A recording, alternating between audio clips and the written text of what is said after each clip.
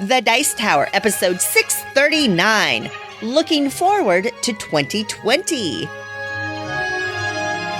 The Dice Tower is made possible by listeners like you. Thank you for your support. This episode is sponsored by Renegade Game Studios.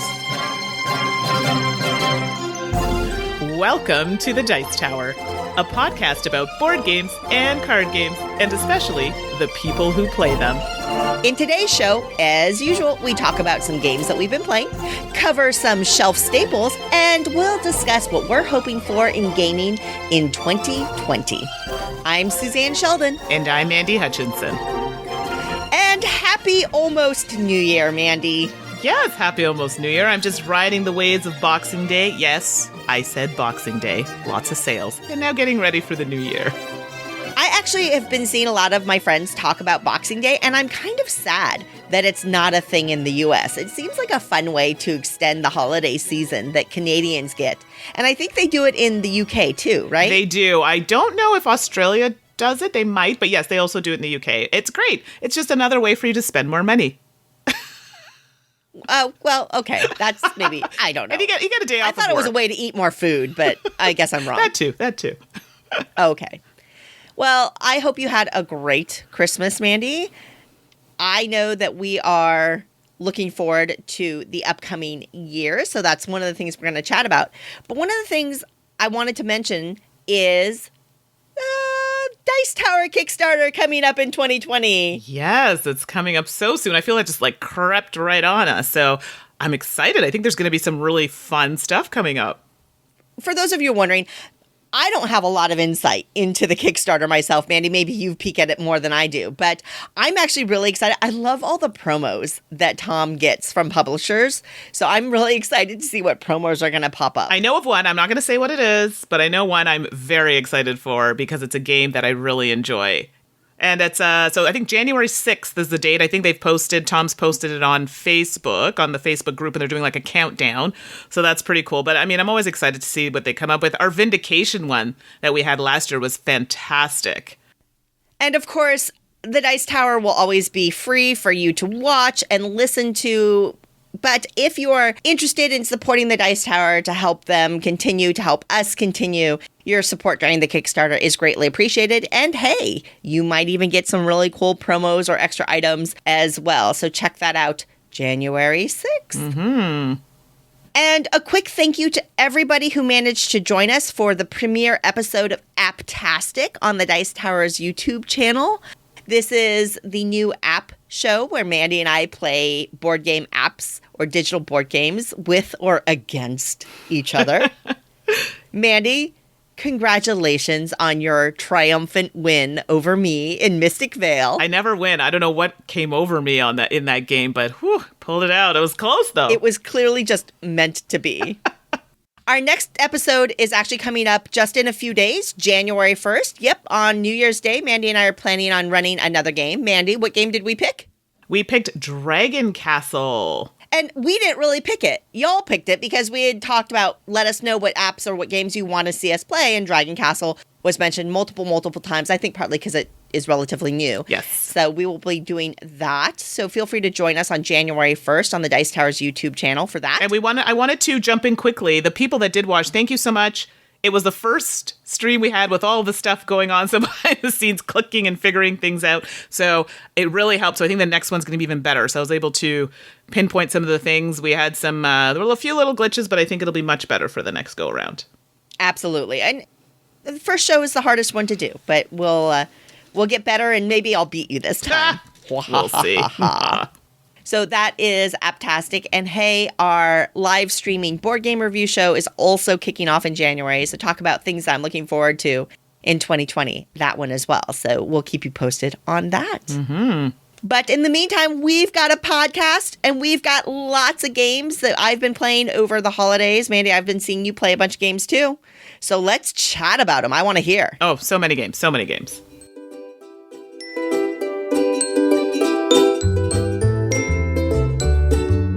So, what have you been playing lately? All right, as Suzanne mentioned earlier, so many games played over the holidays.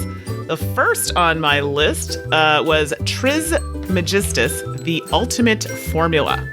And this is designed by Federico Pierliorenzi and Danielle Tascini. The artist is Pavel Nisiolek and Paulina Vok, and the publisher is Board and Dice. This plays 1 to 4 players in about 90 to 120 minutes. It retails for approximately $60 Canadian. I couldn't seem to locate the American pricing, but I believe it's roughly about the same. Right. I think so, right? Yeah. For those who haven't listened to the show or just forgot, the pricing that I quote from, or that's potentially Suzanne quotes from as well, are from Board Game Bliss, which is a Canadian gaming site, but they also ship internationally to other areas, and Cool Stuff Inc. for the American pricing. So Trismegistus, the Ultimate Formula, is a strategy, set collection, dice rolling. These are some of the things that are involved in the game. And you're trying to become the successor to the alchemist Hermes Trismegistus.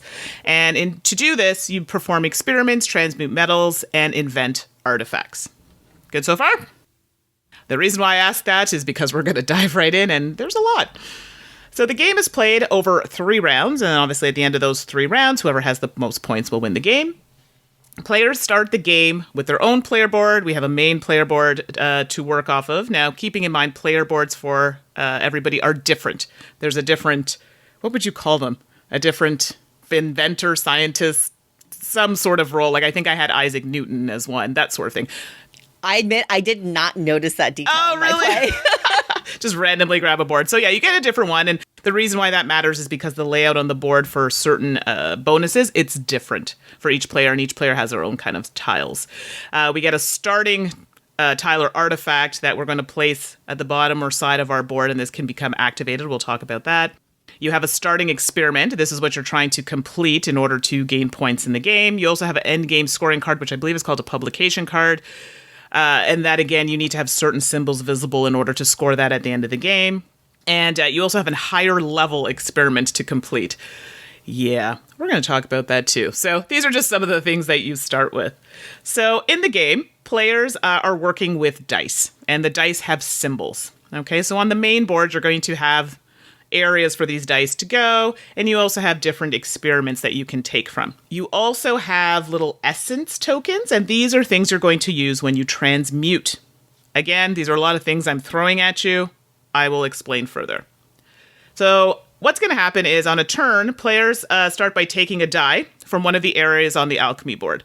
So there's, if I'm thinking, I think it's 5 different symbols on the board, if I'm correct. And we have 3 different colored dice. We have white, black, and red. Color matters, symbol matters, and how many dice in the little circles matter.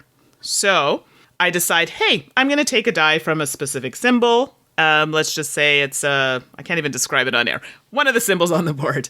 And if there's 3 dice there, and I'd say I chose to take a white one, I now have almost like 3 action points or 3 strength to use that die. So you place it on your board, and now you have that much to use with it. Once it hits 0, it's no longer usable, and on your next turn, you'll have to pick a new one. In choosing the die, I'm trying not to make it too complicated because there is a lot going on in this game. Yeah. I'll try and kind of make it a bit easier to understand. When you choose a die, you can choose how you want to use it, whether you're going to be using the color, whether you're going to be using the symbol, okay, or, potentially for other things. So I'll explain. If you use the symbol, we have a little card that tells us what each symbol gives us. Sometimes it's giving us essence, a specific essence token. So you're like, what's that? Certain tokens will move you up on a track on the main board. This is important because they can give you points at the end of the game, or it leads into an end game scoring card that you have where you have to be at a certain level on this track. These essence tokens are important because when you're transmuting, what does that mean? Basically, you're taking cubes that are on certain flasks on your board and moving them from a raw material into a finished material, so to speak. You need to transmute. When you look at your board, there are different areas of the board that have different colors to transmute. So on the right side of the boards, you need a black die in order to move those up. On the left side of the board, you need a red die to move those specific materials up. In the middle of the board, you need a white die to move them up. And there's a certain way that they kind of have to transgress through the board. So I hope I haven't lost you yet. So in this case, if I had taken a white die at a value like a strength of 3, and I decided to transmute, I can do that up to 3 times, meaning I can go from the raw formula, there might be a little notch I hit for 1, another notch for 2, and then it gets it into the final formula for 3. And that would use my entire die. But in addition to that, I also need to use an essence token. Hope I haven't lost you here. And an essence token, whichever symbol you use, will push you up on that specific track. So it's important because maybe you need to be up higher on a certain track. So you need to get those types of tokens. So that's kind of one way you can use a die. Potentially getting certain tokens, like I was saying, depending on the symbol you chose, will give you a certain type of essence token that you need to move up these tracks or transmute, etc. So those are the things you can do. Now, once you've done that with your die, the person that I played a 2-player game. The person who was on the other side there can technically follow this action for a strength of 1. So they can do one thing with the die that you've chosen. The same symbol, color, but they can decide how they'd like to use it, but at a strength of 1. So that's really important. But by doing so, they have a token they flip because they can only do that twice unless they acquire more. That's the main gist of the game. You can also use kind of these strength points to acquire more tiles because when you transmute, if you hit certain tiles while transmuting, it gives you bonuses, which might give you more formulas or push you up higher on a track. They're very, very useful. You can use points to get more experiments. Completing experiments are important because they allow you to place those at the top of your player board, opening up more bonuses for you, because these are tiles that are randomly placed, and then they get placed in another little board, kind of similar to Newton, where once you finish a row or column, you get additional bonuses when, those are activated. That is a lot, and it is really hard to kind of get your head around if you haven't seen it. So that's the gist of the game. And you do this back and forth for 3 rounds. So basically in a round, you run through 3 dice. And again, depending on how you use them, you don't have to use all your strength in that one turn. You can hold it and say, maybe I'll just use 1 this turn and another the next turn. And you have tokens that can change it. So it can actually give you more strength action with that dice. Or you can change the color. So there are different tokens you can acquire to do that. So it takes place over 3 rounds, but within that round, you end up pulling 3 dice each, and then you can also follow actions of other players. It went pretty quickly with 2, so that's not always the case because it plays up to 4, but you get the idea of how it goes. So after the 3 rounds, game ends, you calculate all your points on cards or experiments that you completed, that end game scoring card. If you had any gold, so that's another resource that you can get. Those give you points, things like that. So I hope that wasn't too confusing, but those are just some of the things in the game that you can do. Okay. Suzanne, you've played this game. Yes. And it's a lot. Yes. At first. It's highly thematic. I will give it that. Theme is important, but should be second to rules. I found in this game, going through the rulebook, it tried to use the thematic wording, and which is lovely. But when you're trying to learn a game, I don't need to learn about the vernacular and things like that right now. I need to know how to play the game first. Then you can toss all that theme at me later. So that made it a bit difficult to navigate the rulebook, and it already has an overwhelming amount of options to begin with. Like when you're learning the game, and it's a lot. The first game is very overwhelming, and people are kind of saying it's like a medium to heavy game. I would say that's accurate. Complex? Yes. Yeah, absolutely. There's no denying. People are saying, oh, it's not that complex. Sure. But like any game, once you play it, you become familiar with it and you understand things a bit better. But the first game, it's a lot. You literally sit there going, okay, I need a minute. Okay. Yeah, just give me a sec. Yeah, okay. No, I don't want to do that. It's a lot of that. Yeah. When you first play. There's nothing wrong with that, but this is a game where you have to give it time. So the first game was atrocious. I did horribly. I was crushed by my friend. And even she was like, yeah, I don't know if I fully understood the things I was supposed to do. But hey, it actually made us want to play it again.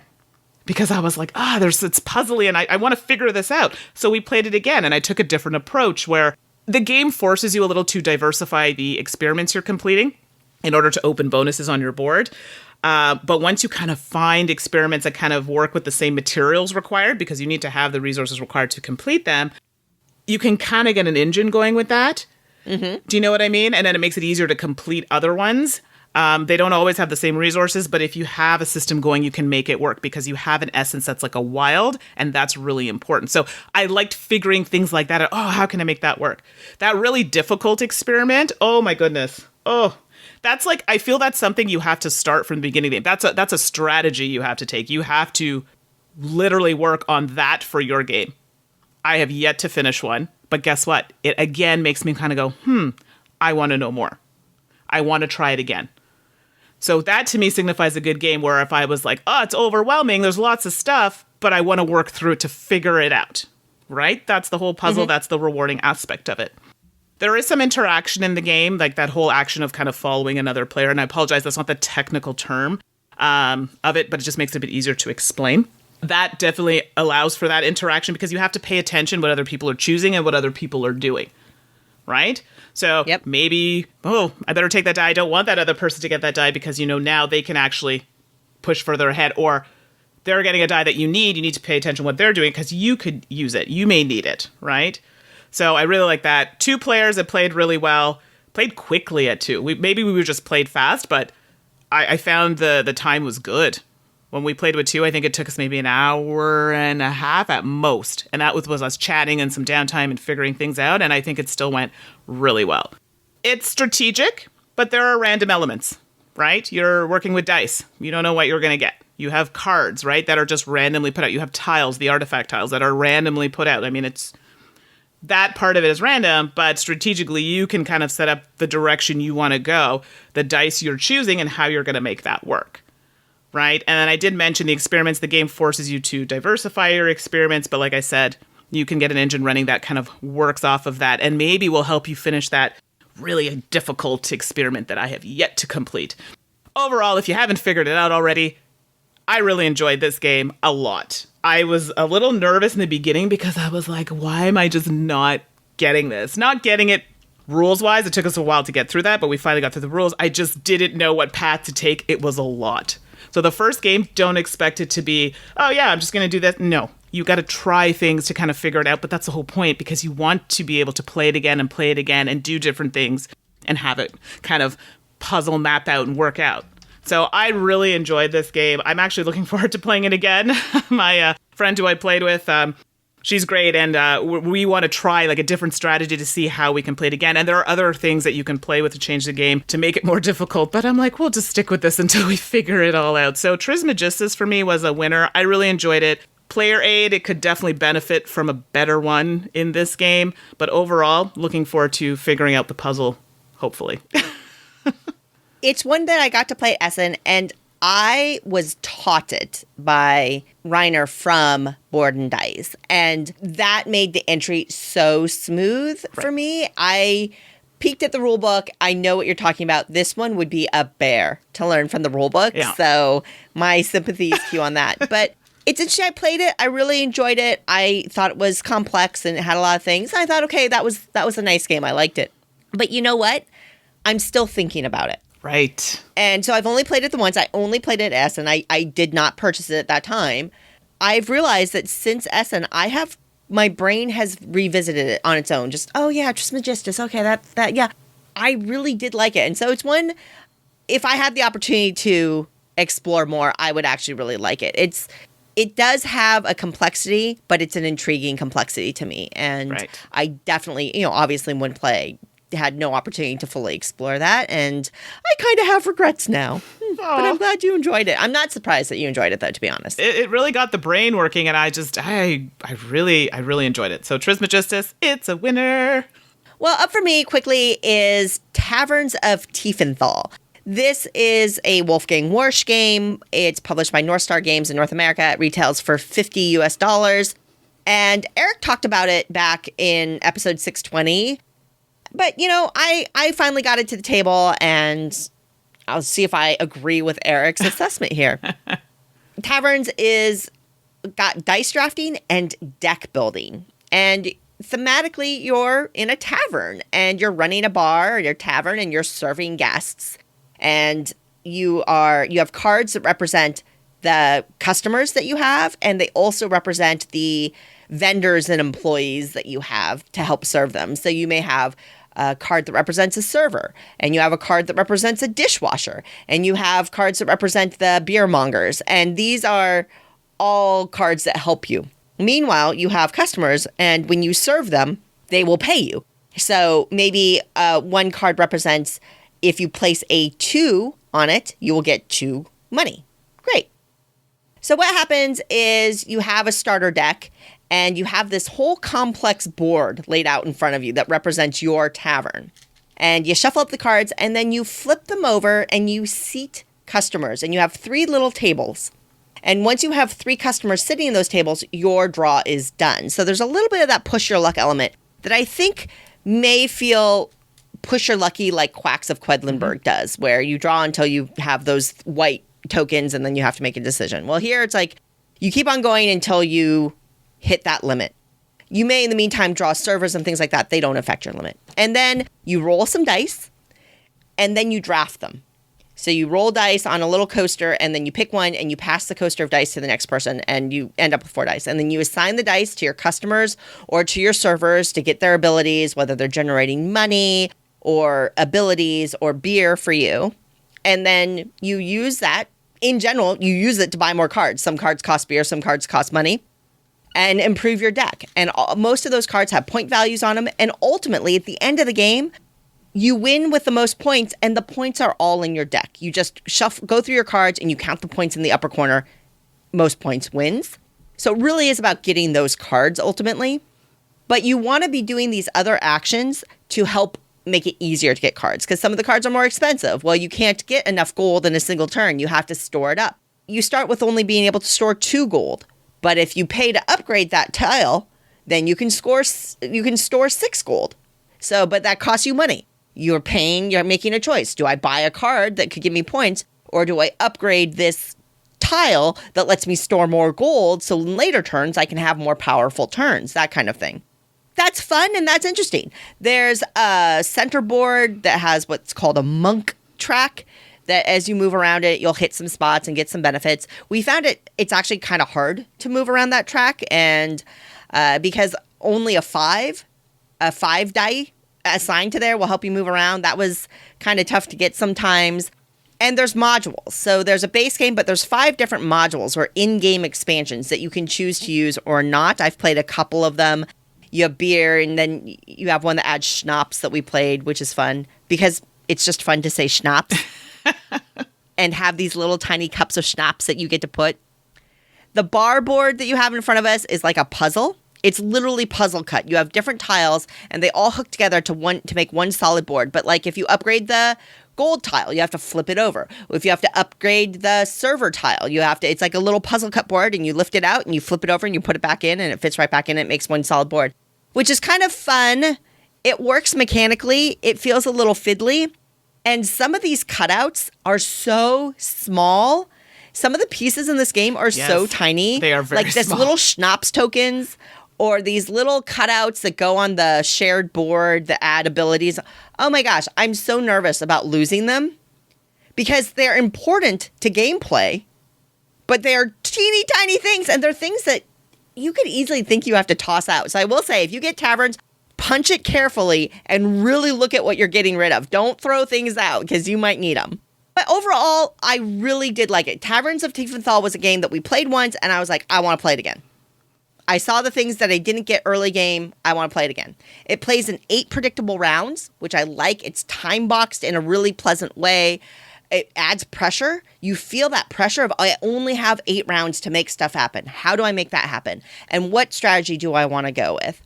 I think the modules are important because I can see the base game starting to feel samey after a few plays, but by having the modules, it mixes it up nicely, and I think that's great. And the 5th module, which I have not played, but when you get to the 5th module, it basically throws everything in the game and adds like this progress track. It adds a lot. Like it definitely ups the complexity of the game significantly just by reading the rules. So I'm interested in playing that, and I like that exists. You can certainly play it basic and simple, or you can jump to module 5 and add a lot of complexity.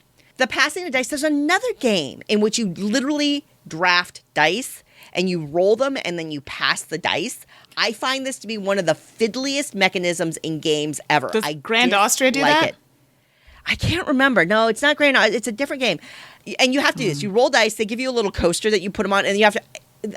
Oh, trying to pass dice is without changing the. I don't like it. It is what it is. It's only 4 dice. It's not a big deal. But overall, Taverns of Tiefenthal, we had a lot of fun with it. I think it fits nicely into that mid-weight game range. I think it has less. I don't know what the word I'm looking for here is. Tactile appeal to Quacks. I think it's a little more complex than Quacks, and Quacks has a nice tactile nature to those tokens that you're fiddling around with that I think is really nice. I don't know if I'd even really compare them other than the fact that they are both from the same designer, quite frankly.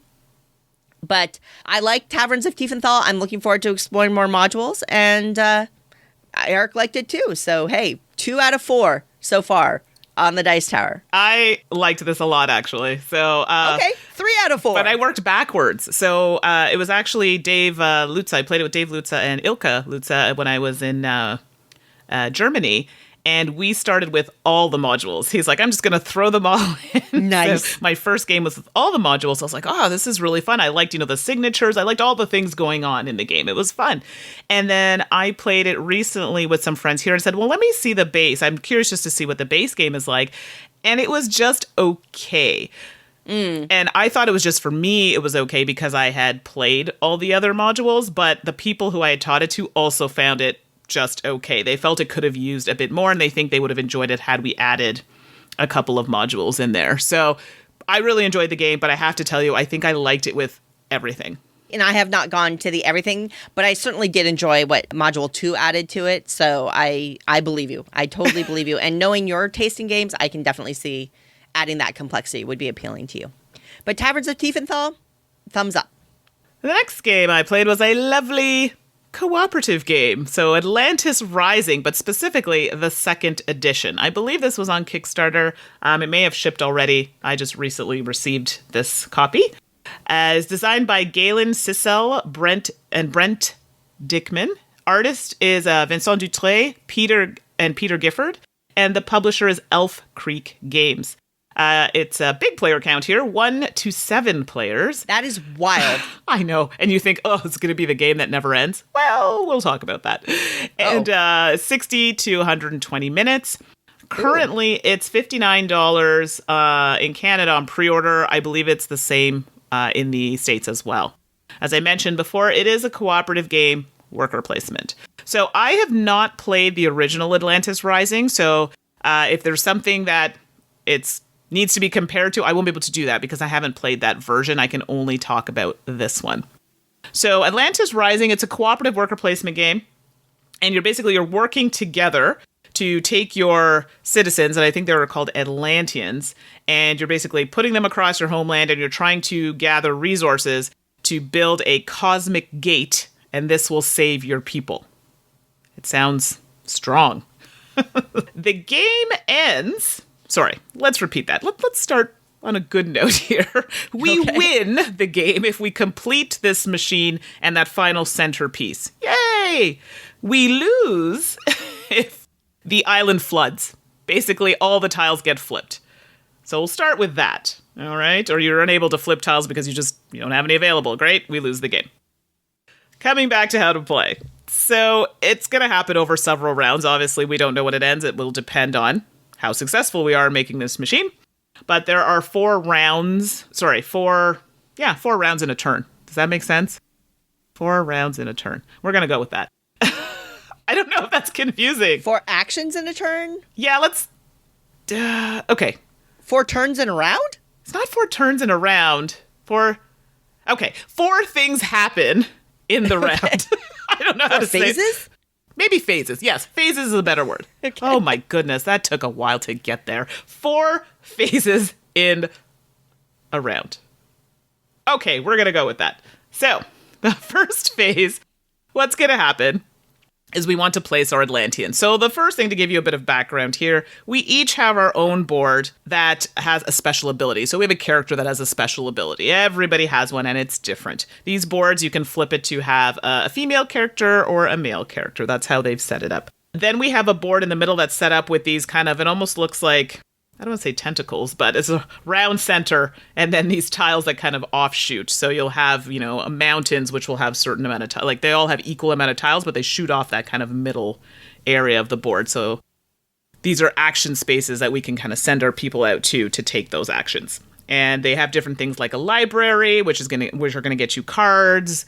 You have ones that are going to get you resources like ore, gold, silver. I'm blanking, but resources. And then you have one that transforms your ore into something else, into the silver that you can pick up, the silver bars. Mine has silver bars.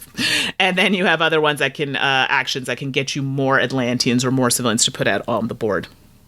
So that's what you're working with. And then you also have these gates that are available to you that can block things from being flooded. But again, these are things you have to acquire. We also have some, I'm probably not using the right terminology here, it's like a mystical is energy tokens that you can use to kind of amp up dice rolls or flip tiles, but we'll talk about how those can be used. So the first thing we're going to do is place our Atlanteans. So this is where we take the workers we have. We have a leader, which is like the bigger figure we have, and some little Atlanteans that we can place out.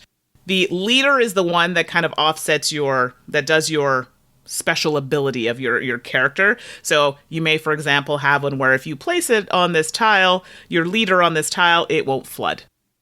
All right. But you may not be able to use that action if it actually does flood, as in your leader will come back to your board, but you've saved a tile. Okay. So leaders are great for doing that sort of thing.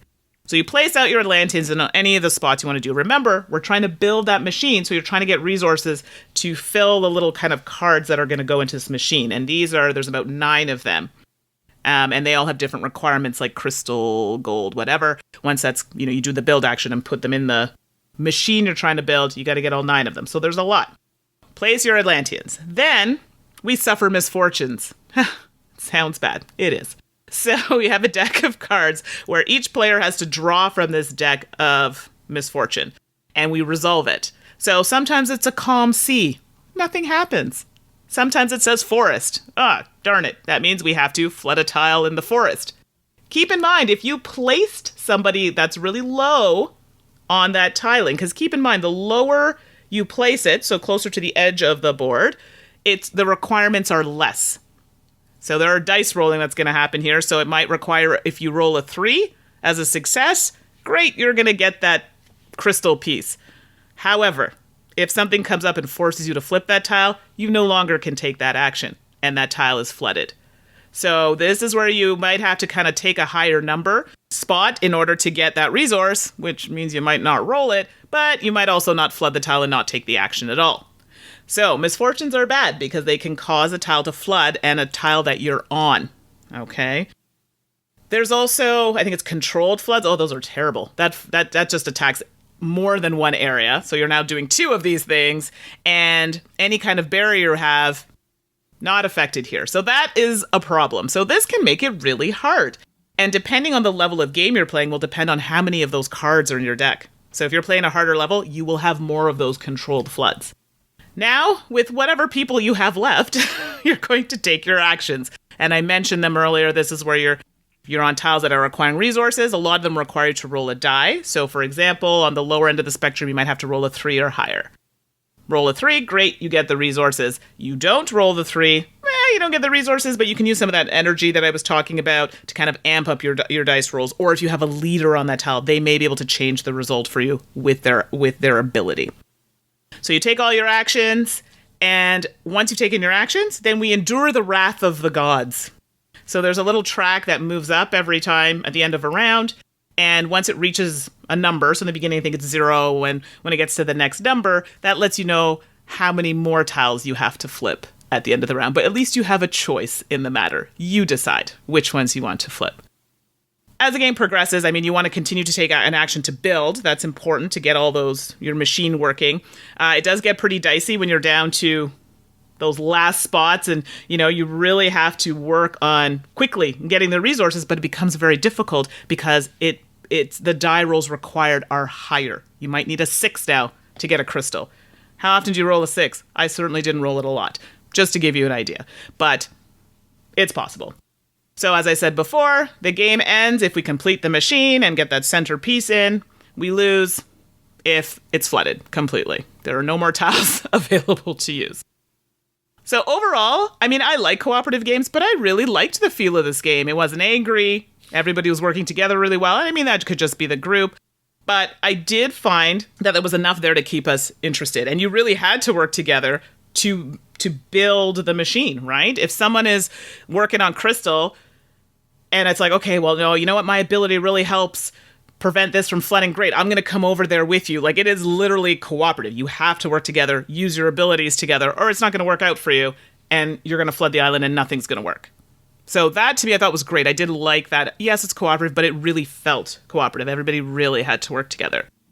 In the 2-player game, which I played recently, there's another little holographic character you get to play with. So, now, is it a dummy player? And we all know how I feel about that. But I didn't mind the way it was done in this game. Whoever was the leader at that time in a 2-player game basically gets to take the 2 off the top of the player cards, so the player abilities there, and then they choose which one they want to use for that round, and then they get like an extra person to place. That's it. And then you get that ability. So to me, that wasn't a big deal. I thought it was quite kind of cool, actually. It worked really nicely with 2. So I played this with the full 7, and I've played it with 2. And I found it worked really well with both. Now, I did take less time with 2, but I felt like we flooded a lot faster with 2 players, especially those library cards. Library cards are great because they have artifacts that these are things that can help you throughout the game, like unflood a tile or, those are really useful. And unfortunately, I think we were just really excited and used those up real quick because once those library cards are gone, you have no more for the game. So there's a balance there, right? And when to use things, how to use things. And it kept us on edge, but not to the point where I was stressed out. So it was manageable.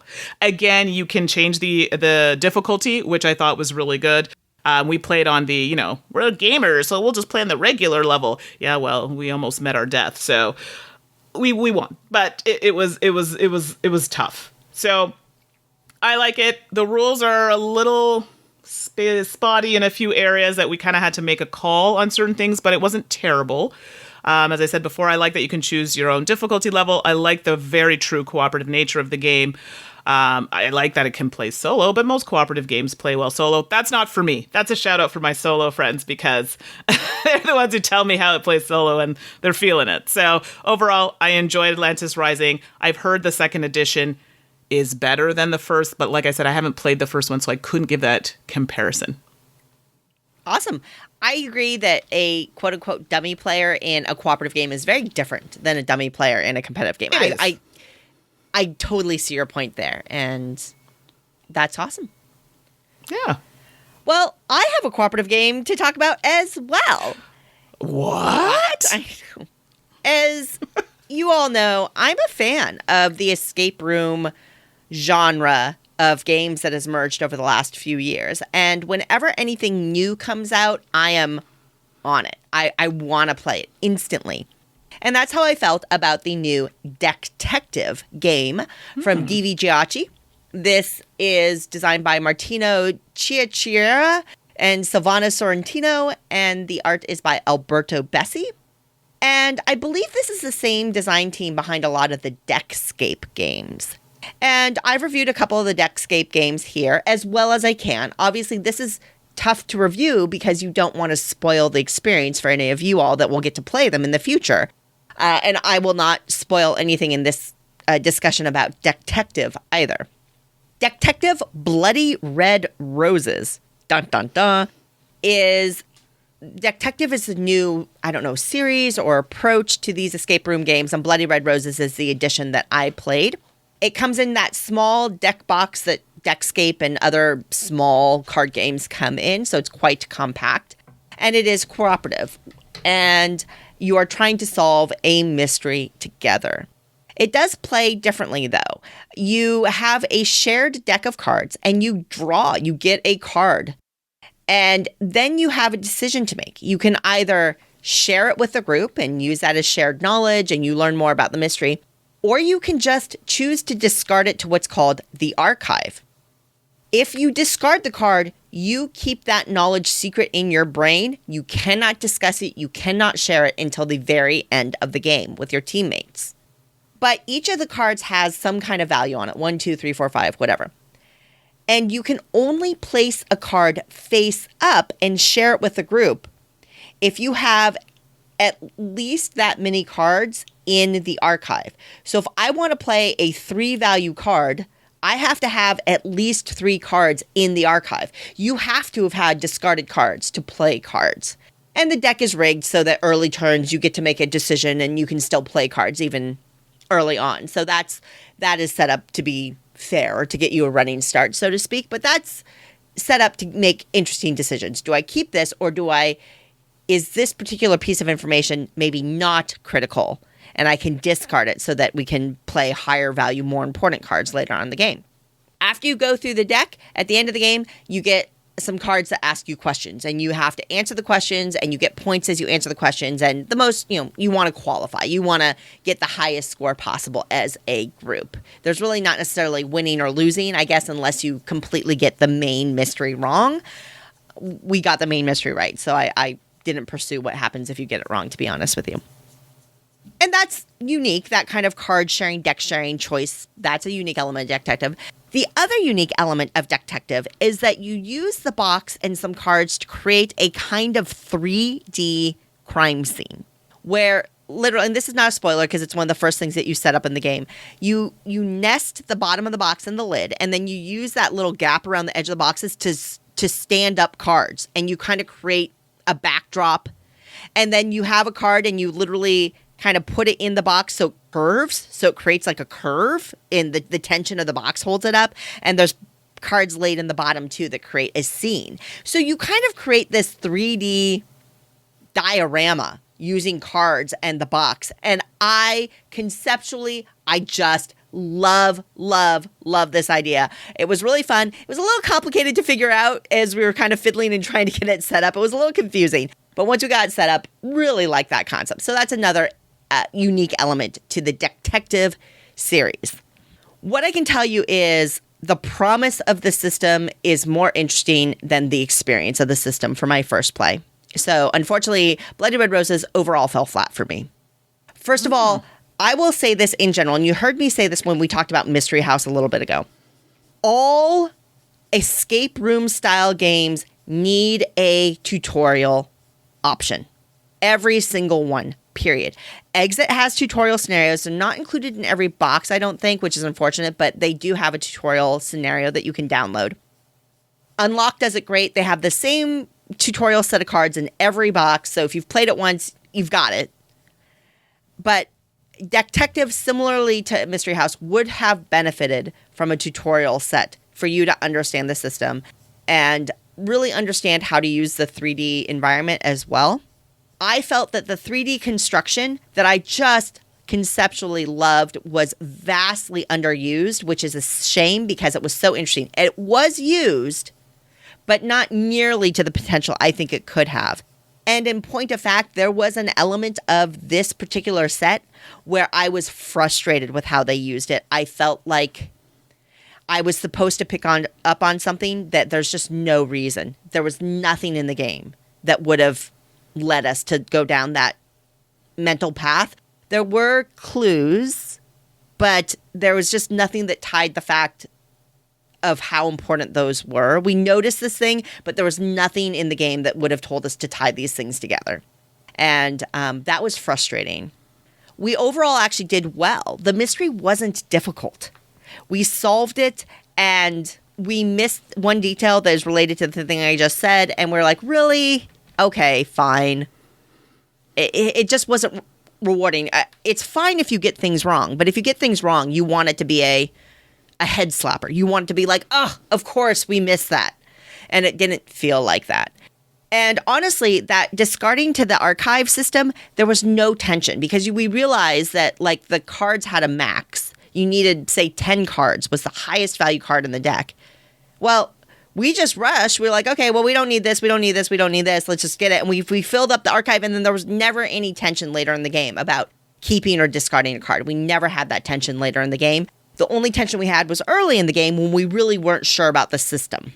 So there you go. Overall, unfortunately, Bloody Red Roses, the Decktective series, it's a promising system this particular set just didn't appeal to me personally. I will absolutely pick up the next one in the series, though, because I'm hoping that they'll refine and they'll learn and it'll get more engaging and they'll take advantage of that 3D environment more and more for what it's worth. So that is Decktective Bloody Red Roses. I will say, though, I also played Deckscape, The Curse of the Sphinx.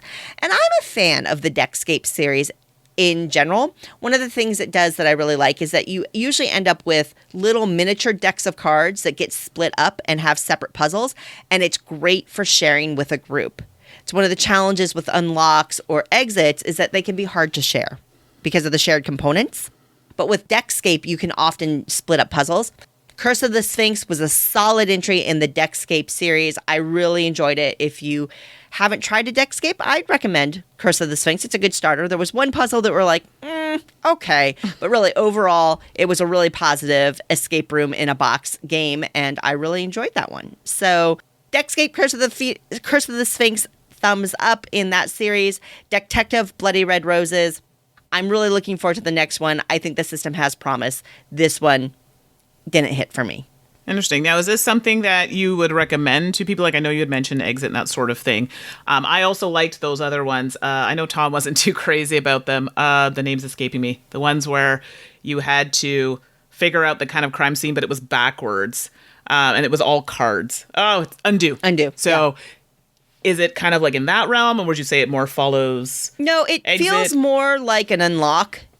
It is reusable. I will say this as well. There's no destruction, so it is reusable. You can, share it or whatever like that. It is more like an unlock. I would personally not recommend Deckective Bloody Red Roses.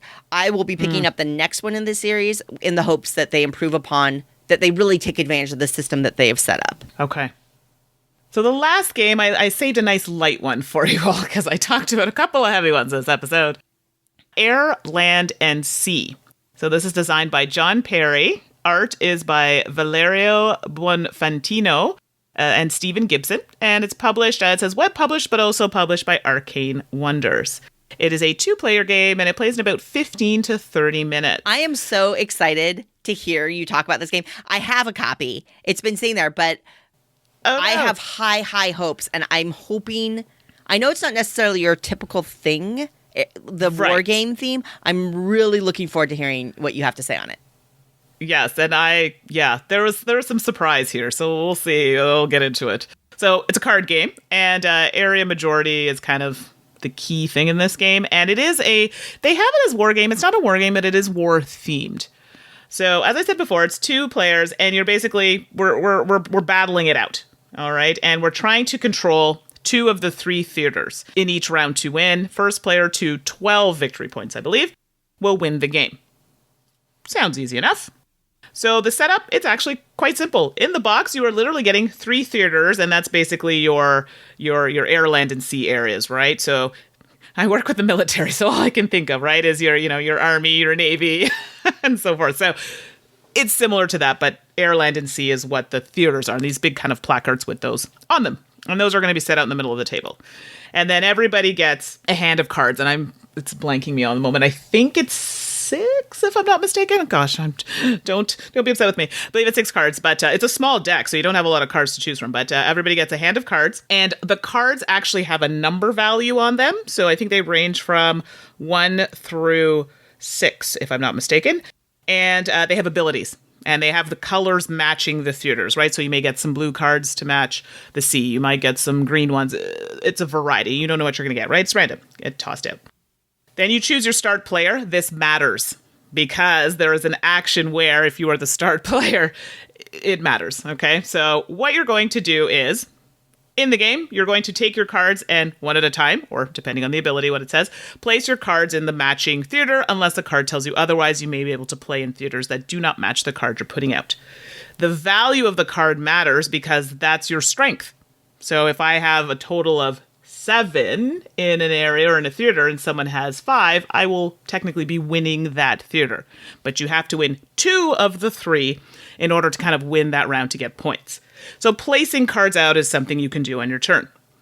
You can also move a card, right? So you can move a card that hasn't been covered. Oh, what does that mean, right?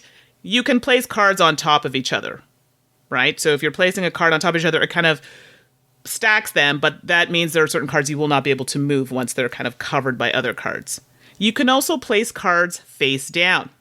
When you place a card face down, it's like a wild, so it doesn't really have a color. You can place it anywhere, but it's only worth 2, and you don't get the lovely ability that's on the other side of the card. It might matter because you may have another card you place out later that says, all face down cards are worth 4 strength, right? So it might be a strategy you're working toward. Who knows? Something else you can do in the game, and I have to tell you, people need to take advantage of this more, myself included, is you can withdraw. You can say, you know what? Looking at my cards, looking at what's happening here, I'm going to withdraw, basically wave the white flag, I'm out. I surrender.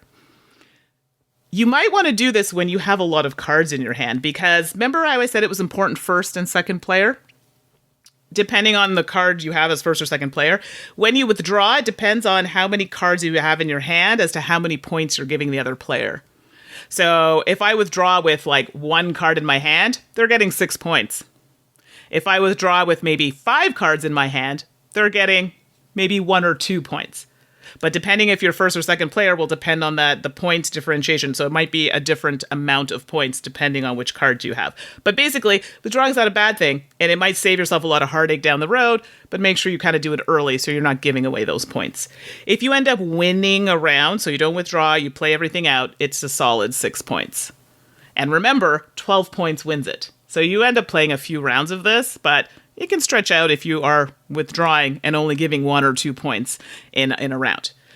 Once a round is over, the theaters, they rotate. So they kind of push forward. So, let's say I had land, air, sea. Now they kind of push down, and sea will now be at the beginning, and everything else pushes to the right. So that way, we're mixing up a bit because some cards do rely on, potentially being placed in the middle and working off the side. So you do want to make that fair by rotating that. And as I said, game ends when the first player reaches 12 points.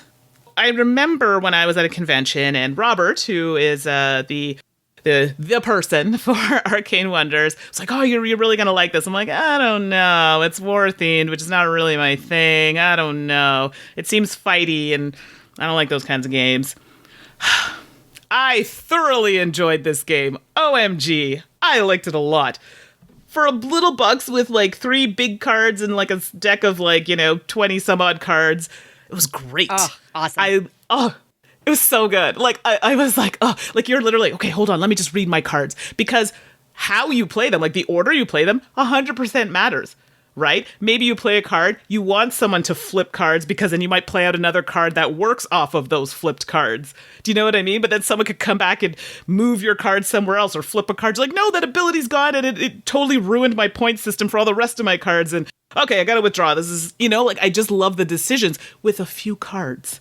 Right? Mm-hmm. And that made me very excited. Now, the theme, did I really care at the end of the day? No. But it kind of is appropriate because you're battling. It's a battle type game. So you're battling each other. Sure. It wasn't in the back of my mind. So if that's going to put you off, I personally wasn't thinking about it, and it worked just fine. It's a bit random. You don't know what you're going to get. I mean, I had a hand where I had no 6s. And the other player had 6s, but this is where you have to decide, hey, maybe I can find a way to flip them or withdraw and not give them a lot of points. I found it delightful. I don't know if you can actually say that with like a war-themed game, but I really enjoyed it. It was quick, definitely something I could play at lunch. I mean, I do wish it was one of those games that played more people, but I understand why it has to be a 2-player game. But I can't say enough. I don't know what else to say about it. I really enjoyed it, and I just liked the decisions and how you had to play your cards and really working that out. It was great, and it's one of those games I could play, back to back a couple times. Oh, you want to try it again? You want to try it again? And it worked out really nicely. And you can take it with you. It's portable. It's small. Throw it in your bag. Hey, you want to check this out? And it's easy to teach, easy to play. Air, Land, and Sea, I was impressed. I really enjoyed it. Oh, that's so exciting. I'm very excited to play this game. In a way, it feels like my discussion around Blitzkrieg recently, where we have these war-themed games, but the core mechanisms, arguably you could easily retheme them if you were so inclined, but sure. But the setting is just an element. It's the core mechanisms that shine through and make it super appealing. And it's so good to hear you liked it so much. And it kind of led me into playing Undaunted. Yeah. Which, again, is another game No, I have complete faith in the designers. Anyway, I don't want to give away too much because that's a game. I don't have it, but I may decide to play it again and review it later. But anyway, Air, Land, and Sea, thumbs up. Cool. Well, to wrap up, I have a fairly differently themed game. Remember Our Trip. Okay. That's the title of the game. Remember Our Trip. And this is a game published by Sashi and Sashi, who I named one of Sashi and Sashi's games, one of my favorite of 2019, In Front of the Elevator. Oh, yes, I remember that and one. That one here really is another game. And I will be honest, if I had played this game before we had to do that list, this may have been on it. Just spoiler alert right there. Sashi and Sashi is a publisher I do not understand. I am completely confused on how literally every game they publish is, at a minimum, very good. But many of them exceed very good. I don't understand how they do it. Now, Remember Our Trip is unique because it's Sashi's first co-design with another designer, which is intriguing. Daryl Chow. And Daryl Chow designed a game called Overbooked and was a co-designer on the Artemis project, I think. Wow. So that's an interesting collaboration. Good stuff. The art, again, is by Takako Takarai. It's lovely and charming. And it retails in Japan for 4,000 yen, which is around $36 US.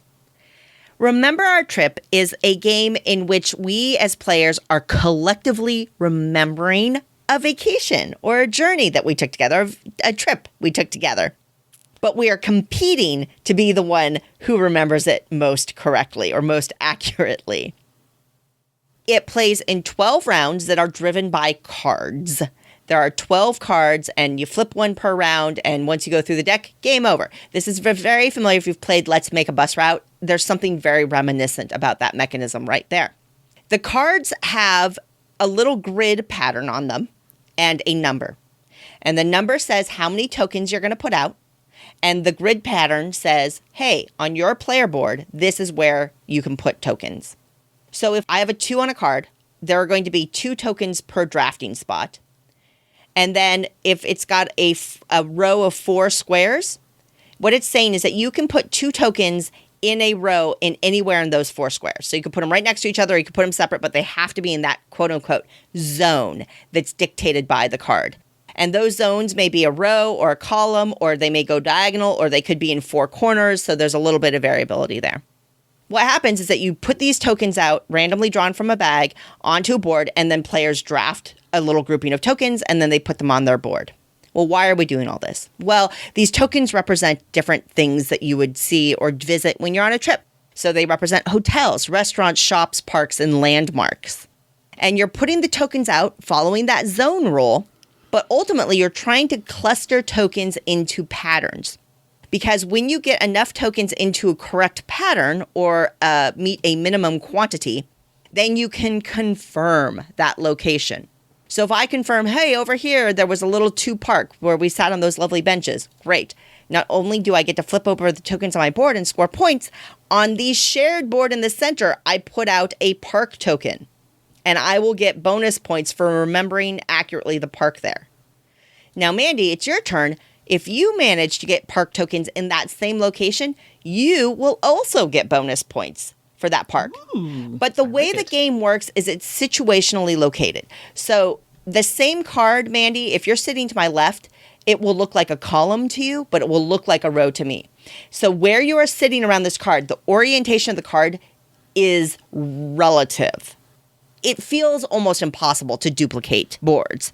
So that adds that variability of, even though if you can put parks there, you would get the bonus points, it's actually quite challenging for you to do so. And as the shared board gets filled up, there's fewer and fewer things that can be confirmed. And you're kind of committing to a strategy. You have to be flexible. It's a game where you're watching what other people are building up to and either trying to challenge that early or follow along so that you can try to leverage bonus points in the future there. And all of that is really interesting. It's, again, one of these things, maybe it's a little hard to explain without seeing it. But you're drawing tokens, placing them on your board, following that rule, trying to confirm locations. The central board is filling up, and that is what you're going to be basing your bonus points on. There's some endgame scoring cards that add variability as well and things like that to mix it up. The boards are double-sided, so you can play in Kyoto or you can play in Singapore, I believe, if that's correct. And the board layouts are different, which adds a different challenge to how you can build out spaces. So it's some nice variability there as well. Remember Our Trip is interesting because there's so much token pulling and placing and token flipping. I think technically it is a fiddly game, but it does not feel fiddly. It's the weirdest thing. Everything feels like it has a purpose. You're engaged in the motions and the actions. There's purpose to the tokens. There's purpose to the flipping.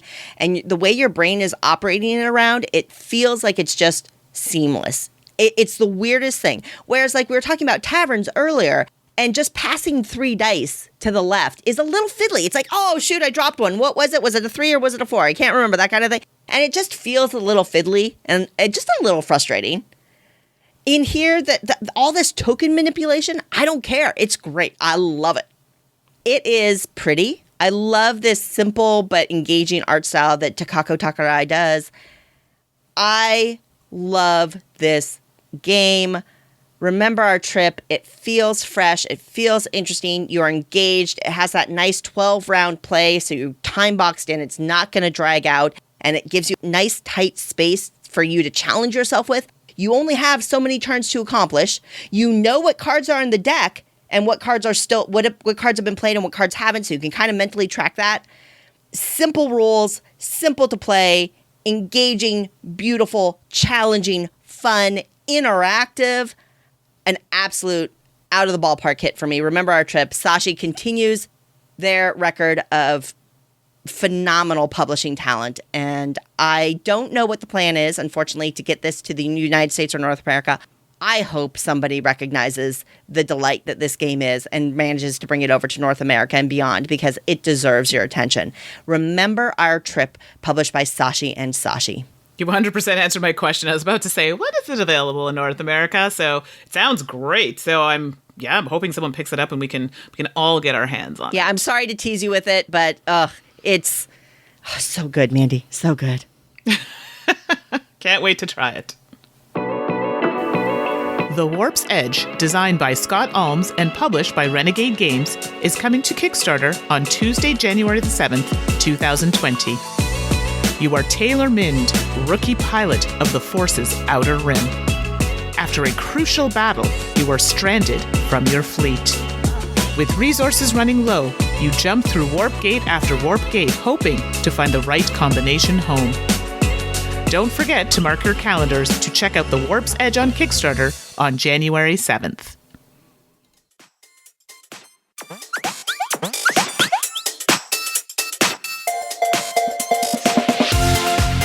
Let's discuss those older games that will always have a place in our collections with Shelf Staple. All right, I feel like it's been a while since we've done a shelf staple, and that's kind of my fault because I've had so many new games on the go. I haven't had a chance to put some of the, most, we'll say, remembered games on the table. So I decided to check out Shotten Totten. So I don't actually own this game, but I want it. I've wanted it for a while. I think it was also known as Battle Line. It's like a re-theming of. You can correct me there, Suzanne, if I'm wrong. It's great, and you need to have it on your shelf, as I should have it on my shelf. So Shotten Totten was published in 1999, so I think it qualifies. Designed by Rainer Knizia. Art is by Dorian Bokhurst, Jean-Baptiste Reynaud, and Barbel Scarabello. The publishers it has listed as ASS Altenburger Spielkarten and Yellow Games. It's a 2-player game, plays in about 20 minutes, and it's considered a card game with a bit of deduction. So, in Shotten Totten, the terminology they use I don't fully understand in the game, but they call them boundary stones, I guess, or lying between you and your opponent. I don't know if I got that from the game, but sure, we're going to go with that. Right. Basically, it reminded me a little of like poker runs. So what you're trying to do is they basically have like a lining in the middle of these stones, as they call them. And you're trying to win the stone on your side. And you do that by placing cards in front of these stones. And I don't remember how many there are, 7 or 8 or something. There's a line of them, literally, hence like the name Battle line. There's a line of these stones. The cards you get have numbers, but then they're also colored. So you have to pay attention to the color of the numbers as well, because you have a card that tells you, if you have a run of a certain color, like a 1, 2, 3, but they're all blue, for example, it might be higher than getting, okay, I'm really bad at describing this, but it might be higher than getting something else, maybe a run of different colors, for an example. Things like that. You want to place a card down on any of these stones. Doesn't matter where you put it, just as long as it's on your side. And then somebody else can put one somewhere else. But you're trying to battle for these stones to be on your side. Whoever has the most of these stones on their side wins. So obviously, this is where that whole poker thing comes up, So if you have a better sequencing of numbers compared to somebody else, once you hit 3 cards, you both hit 3 cards and say, oh, who won that one? Oh, it was you. Okay, that goes on my side. I win that one. But you keep playing, right, until you play it out. Sometimes it's very obvious that the person's going to win because there's only so many of a certain color or number. And if you notice all the numbers are out and then that person, you're like, oh, there's no way that they can win that stoned area. You can say that and say, hey, this isn't going to happen. And you can prove it. That's great. You can win that one. So it doesn't always have to get to 3 cards because you can prove that they're not going to win that area. So basically, the person who has... I think it's successfully claimed 5 stones in the game on your side, or any 3 adjacent. That's what it is. So you can collect whoever has 5 or 3 in a row beside each other will win the game. I played this game a long time ago, obviously forgot about it, and then it came back into my life. So thanks, Ashley, for showing that to me. But it's one that I thought I had it. I guess I don't, but I really need to get it back on my shelf. It's great. Shotten Totten, it's quick play. It's still really thinky for such a small kind of footprint game, I guess you could say. But there's a reason why people like it. So if you play 2-player games a lot, this is for you. If you want something that plays quickly, this is for you. Portable, it's small, you can carry it around. If you've got a little bit of the AP, I don't know if this will be the game for you. But other than that, it's a must-have. Shotten Totten, or Battle Line, I guess is the other version. Get that on your shelf. Absolutely. I think Battle Line, which is the version I typically play, is... the stapliest of staples. Unless you never play 2-player games, I just don't know why you wouldn't have this in your game collection. It's such a classic. It absolutely stands the test of time. And what's interesting is it's gone in and out of print over time. Right. And GMT games, it's a long story, but a artist, designer, publisher got permission to do a very limited print run of Battle Line with custom art that is absolutely gorgeous. Oh. And it went on Kickstarter. I think there were 400 copies total made. And it was definitely something I was lucky enough to get a copy of. And I cherished and treasured and was so happy I had. And out of nowhere, GMT, about 8 months ago, announced this as part of their P500. They somehow got the rights to that art. They figured out a deal, and they P500'd, which is their pre-order system. Right. This new edition of Battle Line with this gorgeous medieval art. It's available. It's shipping now. I haven't gotten my update. So I got another copy, even though I already own it. Keep in mind, I got another copy. That's how much it's shipping. If you are interested in Shotten Totten or Battle Line, you don't have a copy, or quite frankly, even if you have a copy, go check out this new GMT version. It is gorgeous, gorgeous, gorgeous, gorgeous, and would be a treasure in any collection. So now I need to get it, because this is one I could have sworn I had. Apparently I didn't. Must go and get this new one. Yeah, if you don't have it. You have to go get this GMT version. It is, you must. So good. I'm excited. My shelf staple, I am going back to a series and the best of it with Yinsh. And Yinsh is top of mind for me because I actually just picked up a couple more of the GIF series that I was missing. And I was like, oh, I love this series so much. And then, oh, voila, shelf staple time. What a coinky dink. Perfect. Yinsh is part of this GIF, GIPF series, published by Huck or Rio Grande, designed by Chris Berm. Yinsh was originally published in 2003, and today it retails for $40 US. So I think it's very affordable. It is a 2-player game only, though. And what I will say is it has marvelous components, a really nice high-quality plastic that is really satisfying to play with. In Yinsh, there are rings and discs. So, Mandy, you might be the white player, I might be the black player, and you get a set of, I think, 5 or 6 rings in your color. And then there's this whole passel of discs, and one side is black and one side is white, and they're just shared. And you've got a board with this hexagonal grid on them. You're going to put out the rings, and then basically you pick a ring to slide along a line, and before you move it, you put a disc in the middle of it with your color up. And then you move the ring away from it and slide it on a line and stop it where you want. Boom, your placement is done. The goal to score is to get 5 discs in your color in a row. 5 in a row, you score a point. By scoring a point, you must remove one of your rings from the board. So you're closer to winning, but you are actually making it more difficult to play for yourself, which is such an interesting tension. Now, the other twist is you can jump discs, not rings, but discs. So, like, you can slide a ring in a straight line. Whoop, I bump into a disc that's in my way. Great. You can jump that disc or that group of discs. So if there are 3 discs in a row already and you're going along that line, you can jump all 3. And every disc you jump flips. So if it was white, black, white, you flip them over. So now it's black, white, black. Oh, my goodness.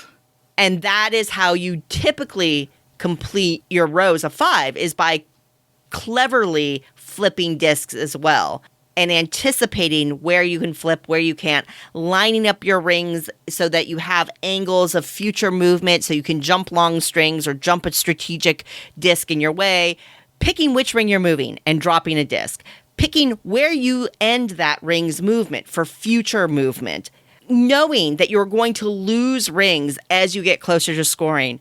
Oh my gosh, the rules are very, very simple. But the gameplay is so tense and, delicious. And Yinsh is absolutely a shelf staple. It's absolutely a classic 2-player abstract game for a reason. Really, Yinsh has basically everything I love in a 2-player abstract game. Simple rules, beautiful components, a lot of forward planning and strategic planning ability, and incredibly difficult choices to make within that simple rule set. It's rewarding. It's relatively quick. I mean, you can certainly get stuck in analysis paralysis and planning, but I mean, typically 20 to 30 minutes a game, I think, if you have people who are experienced and willing to just kind of make decisions. I highly recommend it. If you haven't gotten to play it, give it a whirl. Yinsh is a shelf staple for sure. I have not played this. I do have a friend that owns it, and he speaks very highly of it. So now I feel like, okay, now I really have to play it. But I've heard about it. I think you've mentioned it to me before as well. So now, like, just listening to it, it sounds super fun. Absolutely. Now I've got to go play the 2. I got Linked and Punked are the new ones I got. So I got to go play those now to see if they stand up to the Yinsh status. Exactly. Can't wait to hear about it.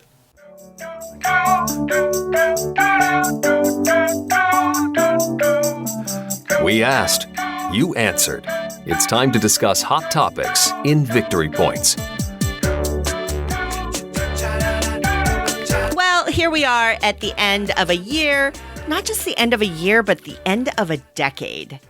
And I think that it's pretty much human nature to take a moment and reflect and dream and think forward and recall backwards and kind of put all that information in your head and plan or dream about the future. And we wanted to do a victory points, but I'll be honest, with the holidays, we didn't get the victory points poll up on the Guild in time. My apologies. Yeah. We will do it a little bit backwards. So we'll call this a reverse victory points segment. And the discussion topic is really just things we are hoping to see more of in gaming in 2020. What we'll do is, Mandy, I want to hear your thoughts. I've got some thoughts, of course. And then we'll just use the Board Game Geek Guild as well. And we'd love to see what other people have to say. And maybe we'll revisit it and see what other people said about their hopes and dreams for board gaming in the year or even in the decade coming up. So that's our topic today. A little bit backwards, but that's okay. Change Mandy, is good. what are some of the things you are hoping for? Oh my goodness. Changes. I'm sorry, I had to throw in some kind of song in some capacity. But yes, going forward, I think for me, everybody knows as of late that I've been talking about my Switch because, I'm so excited of all the games. But there's a reason that I'm going to talk about it here. It's board game related. I go on, and people send me great suggestions. And then while I'm perusing the sales and the games, I'm like, wow, there seems to be a lot more board games coming into the kind of Switch world. Like, yes, I know we have apps and that's also making a thing, but it's really interesting to see it kind of coming out through that platform as well. And I just was surprised. I don't know why. I just didn't think there would be that many, and it's translating well. Like I thought, whatever, I can just play this on the computer or whatever, but it actually is quite engaging on the Switch. And I was just surprised, and I think we're going to continue to see more of that kind of board gaming kind of intertwining with this video game world a little bit. Now, I have my reservations. Let's not go overboard here. But I do like the fact that we're able to pull these out on different platforms, and we can't just pull out a game and play it. So I don't know if you've seen that, but just for me, maybe being new to the whole Switch thing, I was just impressed to see lots of board games appearing on the Switch. I have as well, and it's exciting to see. I think the biggest potential of having board games on a console like the Switch or the Xbox or the PlayStation is new audience reach. Right. Hoping that more people discover them in the downloadable game shops and go, what's that? And give it a whirl. And hopefully leveraging those systems, those existing online systems where video game players are used to interacting and playing online against friends or strangers, and leveraging that system to play digital board games with friends or strangers. Sure. Via that system. And I think that that's where a lot of the potential runs. I mean, Mandy, what are the benefits of like the Switch over, say, a Steam at your computer? For me, and I mean, I guess it depends on for my role and what I'm doing. Like when we're doing streaming, Steam is easier, right? Sure. It's on the computer, it's there, it makes sense, it works better for me. I travel a lot, or I'm at work, and listen, I'm very open about it. I have ADHD, so I'm constantly like, I need to be doing something all the time. So, if I have a break or something, I can just quickly pull that out and access it, and it makes it just a lot easier for me to use. I'm playing comfortably with controls on the system, because I play other games with it, but I can pull it out rather easily, and I have a Switch Lite, so it's not one that connects to TV or anything like that. It's only portable. That's the whole point of it. So for me, I just find it accessible for me versus like if I'm sitting in front of an Xbox, and yes, I know I'm going to sound a little particular, but if I'm sitting in front of my Xbox, I got to get set up. I got my chair, I got my, I got a thing. If I'm sitting in my computer, I got my water and my thing. With a Switch, it doesn't matter. I can just plug it in and go and play. It doesn't matter where I am, what I'm doing. I don't have to think about it. Does that make sense? Yeah, totally. So yeah, I think that's where I'm going with that. Well, for me, just like I was talking about games from Sashi and hoping they make it over, and some of the wonderful games from publishers like Mandu Games and Japan Brand and Akazu Brand and things like that. I love that it feels like more Asian publishers are being noticed on a broader scale, and I really hope that that starts to translate into more games either getting picked up by publishers or just getting direct distribution to the North American and European market on a broader scale. There are delightful, charming games out of Taiwan and Japan and Korea and Cambodia even. There was a Cambodian game the other day I saw that I want people to discover because games are cultural artifacts. Sure. They are a product of the brain of the person, and the brain of the person is a product of where and how they grew up and what they learned and what they like and things like that. And let's face it, growing up in Japan is different than growing up in the US. And I think that those differences can have a really lovely influence on games and game design and development. And you end up with games that feel different, that maybe share common mechanisms that feel familiar, but they're just twists and approaches that are a little different. And those differences can be delightful. And so that is my hope. That's partly why I like talking about the games here, that I know it can be frustrating that they're harder to get if it sounds interesting, but I'm hoping by driving interest and awareness in some of these things that there'll be more demand and people will start to notice and we'll get more of them. Well, I think it's definitely something we want to see. I mean, you want to have diversity, different perspective of games in the gaming industry, right? If you always have the same things, it gets stale. So having, publishers from Asia, for example, bringing in their designs, I think that's great because maybe they have a different take on a game that's been done 20,000 different ways. It's different, right? And who doesn't want to try something that's different? It could be fun. I know change is hard, but sometimes you just need to kind of get out there and do that. And if it's more available, people are more likely to try it. Sure. And I mean, come on. Sashi designed a game that I love about lining up for an elevator, for gosh sake. Come on. So yes, more games out of Asia. That's my hope in 2020. Exciting. Well, going from Asia to horror-themed movies. That's a bit of a weird jump there, or not movies, but horror theme in general. I know I'm really talk about this and I'm always on it, but I'm still waiting for better horror-themed games. And people are like, what do you mean? There's tons. Really, though? Can you name off the top of your head 5 amazing horror-themed games? I can't. And I think when I say that, I'm not saying they're terrible, but I want something that gets me involved, like, ooh, shivers on my spine. It doesn't have to be gory. There's a difference, okay? People think it has to be gory and gross. That's not necessarily what I mean by horror. I can have, like, something that has a bit of suspense. Yeah, you want a little bit of the gore, but not to the point where it's tacky. So I come back to a game like Nightmare, which people laugh when I say that, but think about it. For the people who played it, come on. You weren't excited getting your friends over, popping in your VHS? Yes, I said VHS. And the lighting was bad. The guy on the screen had this little shroud over him. And like, that was literally it. And then as it progressed, a little bit of makeup to look him a little older and creepier. And then you had your board and all you had to do was turn off the lights, but it got you engaged. I mean, you sat there while he called you names and answer me and you yelled at you, but you were like, oh, and you wanted to be involved and you're laughing and you're having fun. I like that. So I guess I'm looking for something that really just draws you in and pulls you into that story or whatever you're doing. Now, does this mean that it has to be a storytelling game? Not necessarily. It just makes it harder, I think, if it's not. I just would like to see an interjection of more horror-themed games that really draw you in and you remember it. Mm-hmm. I think that a lot of the energy, and I detest horror. I know. I hate it. And not because I have any objection to it inherently. It's because it scares me. Sure, and of not course. in the, ooh, I got thrilled, I got scared, ooh, fun, energy. No, it's like in the, oh, I have nightmares and cannot sleep kind of way that the horror scares me. And that's just how my brain works, and it's no big deal.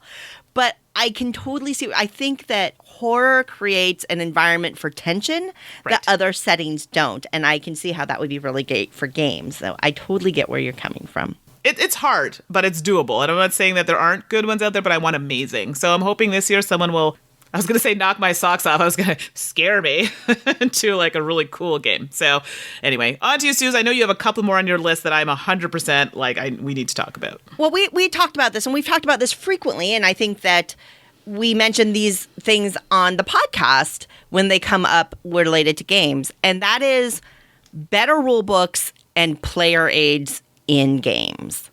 Yes. Because games like Trismegistus, games are complex. They can be really difficult. And teaching is hard. Technical writing is hard. Don't get me wrong. I get the challenges of behind writing rule books. And it's more than just writing. It's how they're laid out and how they're graphically designed so that they're consumable and both smooth for teaching, but smooth to reference later. These are all incredibly difficult things to do, especially the more complex a game gets. But rulebooks are a barrier. And my hope for the industry always is growth. More players, more fun, more people enjoying and discovering and getting into the hobby. But rulebooks are a barrier to that right now, in my opinion. Yeah. And we have to address that. We have to treat it that way. We have to acknowledge how important a rulebook is to entry into a game. Because I can picture a family that maybe doesn't play a lot of hobby games, going to Target, picking up a more complex game, getting into a rulebook and just going, I don't get it, and putting it aside and never touching again. And I don't want that to happen. There is a lovely push in some circles where rulebook editors are more common. Mm-hmm. They're definitely available. There are people out there that within the industry are acknowledged as experts.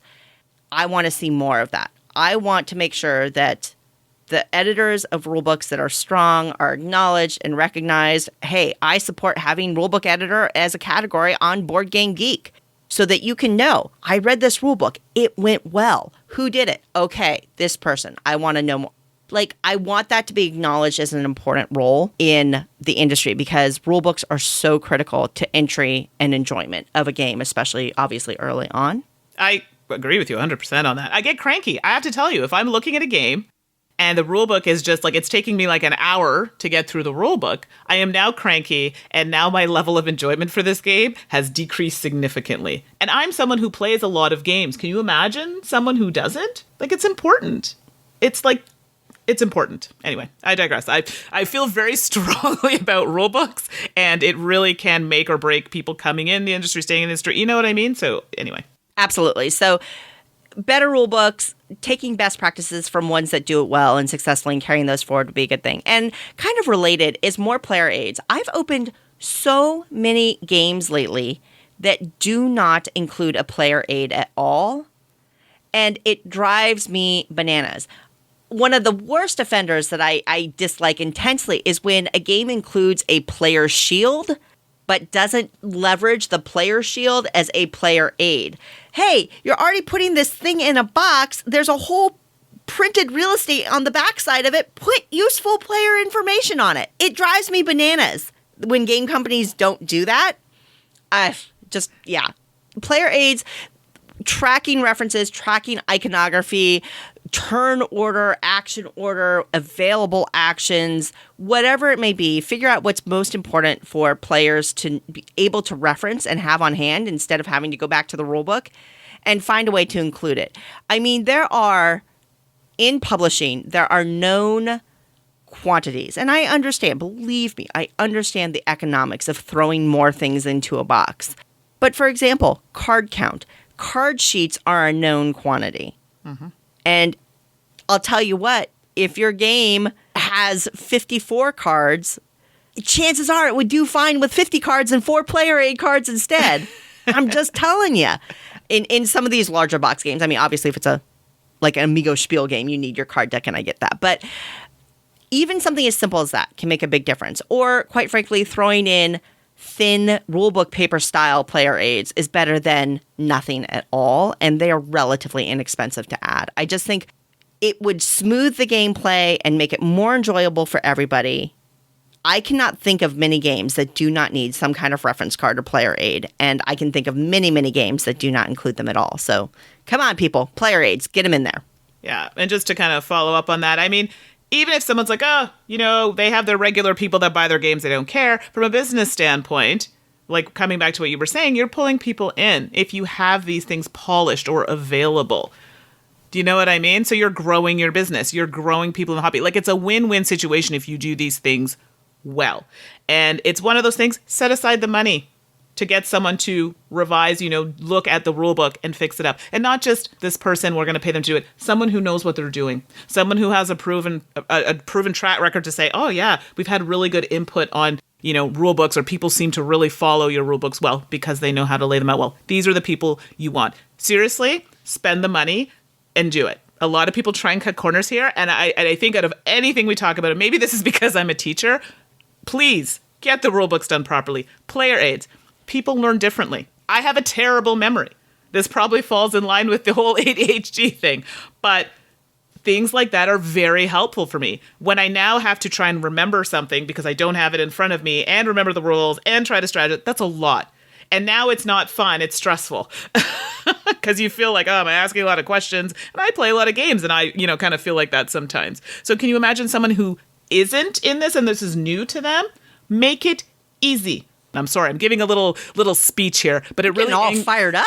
Well, it really angers me because I've seen some games that are legitimately good games, but the rule books are so terrible that I'm like, you know what? I don't have the desire to play this again because I do not want to have to teach it with this. So smarten up. Better rule books, player aids. Okay, end scene. Noted. And I think the last thing that is worth acknowledging is the amount of games coming out. And Tom talks about it, Eric talks about it, we talk about it. There are so many games coming out, and that is thrilling, especially when it's games from new voices, new talents, in unique settings with brand new, fresh artists. Bring it on. But let's face it, there are so many games coming out, it's hard to parse. It's hard for retailers to know what to put into a store because the way the systems work, you have to order so far in advance. And if you order wrong, well, maybe you underorder that hot game. And it means that you lost out on hundreds of dollars that you could have gotten otherwise. Or maybe you overorder on that game from the designer that has sold well before, but a new publisher and the quality was terrible or something. I don't know. And then you're stuck with all this stuff on the shelf and you don't know. Ordering is so hard and it's only more difficult when there's more and more games because you cannot stock it all. Right. You have to make choices. And oftentimes those choices are based on not perfect knowledge. It makes it hard for consumers. On one hand, it's a great thing because there's more choice, and I love that. But on the other hand, a good game next to a great game, you don't know. And sure, that's subjective. But I think that it is not just an opinion. When you have publishers like TMG or Alderac saying, we are going to focus on publishing fewer games and really throwing energy behind the ones that we make, not just making them great, but also making sure people know about them because there's so many games out, you can't even know about all of them. Oh, absolutely. And that's certainly where groups like the Dice Tower come in or Board Game Geek come in to try to help people discover games that they love, but there's just so many. So I'm hoping this trend, or fledgling trend, so to speak, of publishers really acknowledging the volume of games that are entering the market and how it's positive, but also detrimental, and finding a balance. So I am hoping that that continues in 2020. Agreed. I won't go ranty here because I agree 100%. And maybe it'll be like a quality versus quantity. And not to say that games that people aren't coming up with aren't good, but then you can actually really dedicate the time to these games and maybe make them a bit more, well-crafted games that end up being timeless pieces that end up staying on people's shelves versus just coming out with a ton of them and maybe one or two will stick, so to speak. I'm curious to see how that pans out for this year, but I think that's a good trend to go with. So, folks, Mandy, you and I could go on forever on this topic. I know. But let's turn it back on you all. We'll get that Board Game Geek thread started. Let us know what you're hoping to see in 2020. What are trends you'd like to see grow? What are things you haven't been seeing that you would like to see? What are things that you don't like that you would like to see stop? Let us know in the Board Game Geek thread, and we want to hear yours, and we'll add them to our list. And maybe we'll revisit this and kind of see what you all have to say on that front. I think we will call that an episode. We'll get some Q&A going in another one in a few weeks here, so send us your questions. You can hit me at Suzanne@dicetower.com. And you can reach me at Mandy, that's Mandy with an I, at dicetower.com. As always, thank you so much for joining us here. It's an honor and privilege to be able to chat about board games and hopefully share the love of board games with you. And hey, Happy New Year to everyone out there as we're transitioning from 2019 to 2020. Next episode, episode 640, Tom and Eric are going a little retrospective, looking back 5 years to their favorite games of 2015. Which is wild, Mandy. 2015 is 5 years ago. I just can't even... Time flies. Ugh. Wild, indeed. Until next time, I'm Suzanne Sheldon. And I'm Andy Hutchinson. And you've been listening to The Dice Tower. Thanks for listening.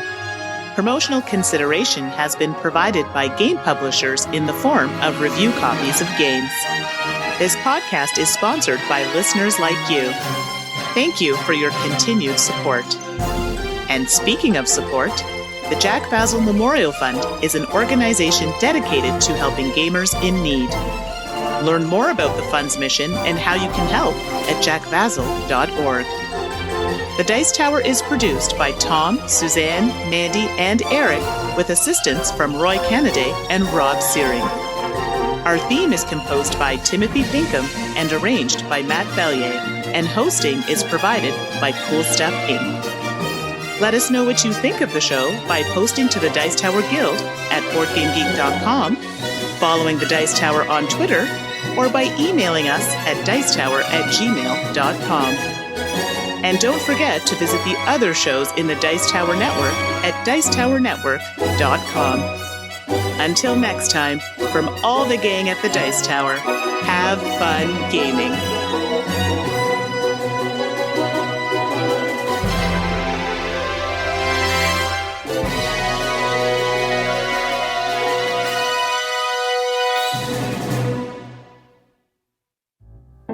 All right, it is that time again, 2 truths and a lie, so I'm going to jump right in and talk about my reveal. So, one of my favorite old-timey games is Dominoes. One of my favorite old-timey games is Monopoly. One of my favorite old-timey games is Pictionary. So, if you said one of my favorite old-timey games is Monopoly as the lie, you would be correct. So, it brings back some angry memories with my family. We got to talk about, like, this term old-timey sometime, Andy. Sometimey, old-timey. I just like to timey it up. All right, what about you, Suzanne? Last episode, I said I like mincemeat pie, I like coconut cream pie, and I like pecan pie. And the lie is that I like mincemeat pie. I like most pies, y'all, but mincemeat, nope, that's the one I could never get through. It's an acquired taste. All right, so new up for this week. Here we go. My streaming setup is pink themed.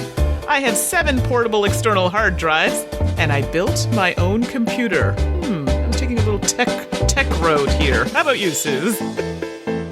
Mine this week are I've finished Halo, I've finished Mario Odyssey, and I've finished Link's Awakening. Oh, rather interesting. I think I might get this one wrong, but to all of you, good luck.